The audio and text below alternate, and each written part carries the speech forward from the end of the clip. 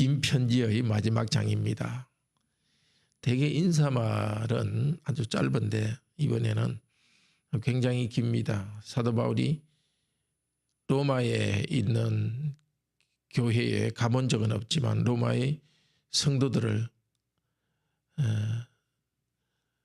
로마 교회에 출석하는 그곳 공동체에 속한 여러 성도들에 대한 소식은 잘 알고 있었던 것 같습니다. 그들에게 이렇게 사랑의 문안을 합니다.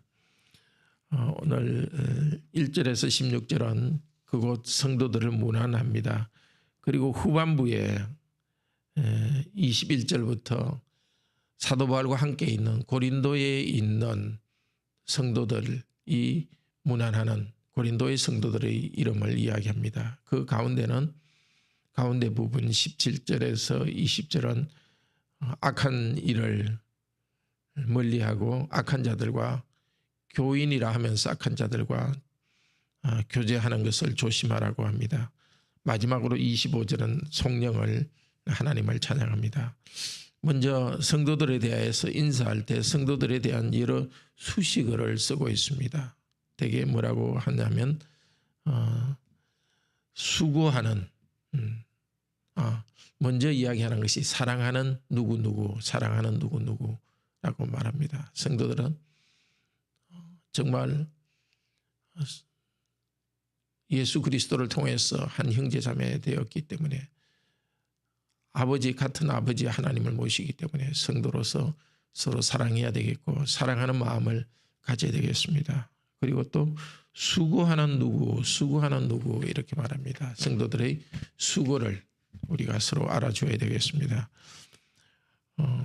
먼저 그 갱그레아의 일꾼으로 있는 베베를 너희에게 추천한다 이렇게 합니다. 베베라는 이 자매는 갱그레아 교회의 말하자면 일꾼이라는 거 보니까 그 집에서 자기 집을 내어주었을 교회의 모임으로 내어주었을 가능성이 많습니다. 이 갱그레아는 지금 사도 바울이 편지를 쓰고 있는 고린도에서 5 내지 10km 정도 떨어진 항구 도시입니다. 그 도시에서 수고했고 교회를 세우는 데 수고했고 또 사도 바울을 여러 또 다른 그 복음 사역자들을 많이 섬겼습니다. 그런데 이 베베가 지금 로마로 가는 것 같습니다. 그래서 베베 편에 이 로마서 편지를 들려서 보내면서 이 편지 자체가 베베를 추천하는 그리스도 안의 자매라는 것을 추천하는 그런 그 기능을 이 편지가 했던 것 같습니다. 베베는 성도들의 필요를 많이 채워주었다고 말합니다. 우리도 여러 가지 수고로서 성도들을 채우고 또 헌금으로서 이렇게 섬기고 있는데 헌금으로뿐만이 아니라 형제자매로서 필요한 것들을 채울 수 있도록 합시다. 이어서 브리스가와 아굴라에게 문안하라는데 브리스가와 아굴라는 원래 로마에 살던 유대인이었습니다. 그런데 AD 49년에 클라디우스 황제가 유대인을 다 추방했습니다. 그때 추방당해 가지고 고린도로 왔는데 고린도에서 바울을 만나서 복음을 듣게 되었고 그 뒤로 복음 사역자로서 일을 했습니다. 고린도에서 에베소에서 섬겼습니다. 그런데 브리스가와 아굴라는 다시 로마로 와 있었던 것 같습니다. 그들 브리스가와 아굴라를 소개하면서 생명을 바울을 위해서 내놓았다. 4절에 그렇게 말합니다. 사도 바울이 사역을 감당할 수 있도록 아마 힘껏 노동을 해서 일을 해서 사도 바울을 경제적으로 부양하는 수고를 많이 한 것 같습니다. 이후 5절부터 성도들에 대해서 쓰는 말은 나의 사랑하는 자, 또 많이 수고한 사람, 친척, 동력자, 그리스도 안에서 인정함을 받은 사람 이렇게 여러 가지로 성도들에 대한 친밀한 관계를 표현하고 있습니다.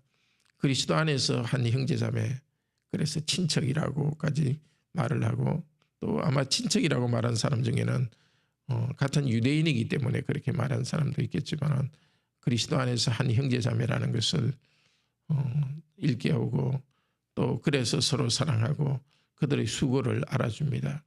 우리도 성도 한 사람 한 사람에 대해서 정말 사랑의 마음을 가지고 필요한 것을 채워주고, 또 계속해서 주님의 교회를 위해서 수고하도록 합시다. 한편에서 또 생각할 때 사도를 통해서 이렇게 말씀하신 성령님께서는 지금 우리가 하는 수고를 알아주고 계십니다. 하나님께서 알아주신다는 것을 알고서 더 힘껏 계속 우리의 수고를 하도록 합시다. 17절부터는 교인 중에 순수하지 못한 교인들을 조심하라고 말합니다.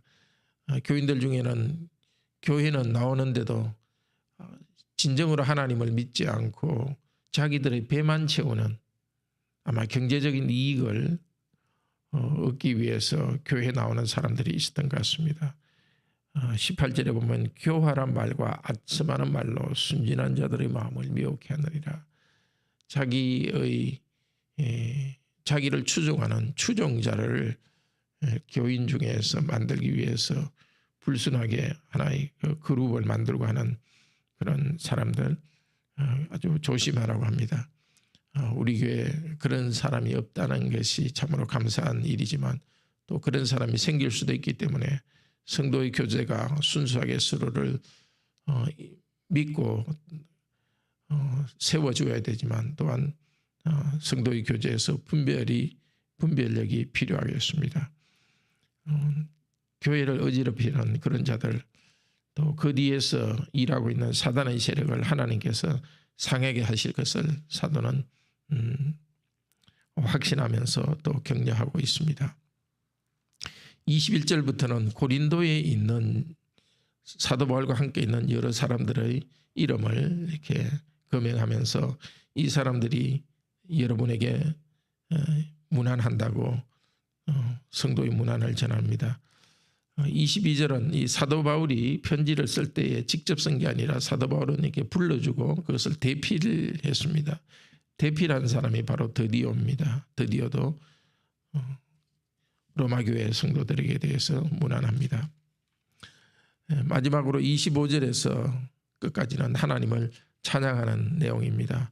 영원전부터 감추어져 있던 이 복음 말씀을 이제 때가 되어서 계시를 해주시고, 또 사실은 때가 되어서 그 아들을 보내셔서 이 땅에서 우리를 위해서 십자가에서 희생당하는 그런 사역을 그 아들을 보내서 하셨고, 이제 그 아들 예수 그리스도에 대한 복음을 사도들을 통해서 계속 계시해 주십니다. 그 계시하는 이 내용은 믿어 순종케 하기 위해서 계시의 말씀을, 또 믿음을 견고하게 하기 위해서 계시의 말씀을 줍니다. 우리도 복음 말씀을 듣고 믿을 뿐만이 아니라 그게 순종하는 자들이 되기를 바랍니다. 또 우리에게 순종을, 교회 안에서 순종하는 성도들을 이렇게 일으켜 준 것을 참으로 감사합니다. 이런 은혜를 주신 하나님께 영광이 세세무궁토록 있기를 원합니다. 기도합시다. 자비로우신 하나님, 성도의 교제가 이렇게 아름답습니다. 현실적인 그 교회 안에 믿음은 없이 자기의 현실의 이익을 위해서 교회에 출석하고 파벌을 만드는 그런 악한 자들도 있었지만, 그러나 그 가운데 참된 성도들을 세워주셨습니다. 사도는 성도에 대해서 내 사랑하는 자, 나의 친척이라며 참으로 친근하게 귀히 여겼습니다. 또 성도들이 하는 수고를 인정하면서 수고하는 일꾼으로서 또 인정했습니다. 우리도 이제 성도들을 만날 때 그리스도 안에서 한 가족으로서 참으로 귀히 여길 수 있도록, 사랑할 수 있도록 하시고, 성도들이 하는 작은 수고도 알아주고 인정하면서 서로를 세워줄 수 있도록 하소서. 저희들에게 복음 말씀을 전해주셔서 감사드립니다. 이 복음 말씀을 따라서 믿고 순종하여서 하나님의 아들 딸로서 그 영광스러운 우리의 신분을 유지할 수 있도록 하나님의 아들 딸로서 이 영광을 더욱더 누릴 수 있도록 순종하도록 저희들을 인도하여 주시옵소서. 오늘 하루 우리가 하는 모든 행동과 말과 모든 것들에서 하나님을 아는 구원받은 자의 향기가 나타나도록 저희들을 인도하여 주소서. 주 예수 그리스도 이름으로 기도드립니다. 아멘.